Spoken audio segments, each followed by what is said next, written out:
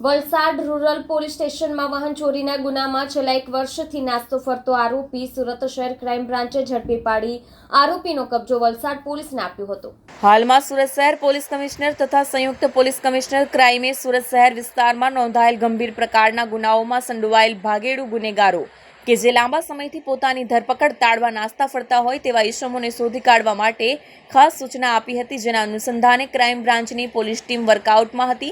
તે દરમિયાન ચોક્કસ બાતમી મળી હતી કે વલસાડ રૂરલ પોલીસ સ્ટેશનમાં સન 2024માં જાન્યુઆરી મહિનામાં નોંધાયેલ વાહન ચોરીના ગુનામાં સંડોવાયેલ આરોપી વિજય ઉર્ફે કાલિયા પરમાર હાલ પાસોદરા પાટિયા પાસે ઊભો છે।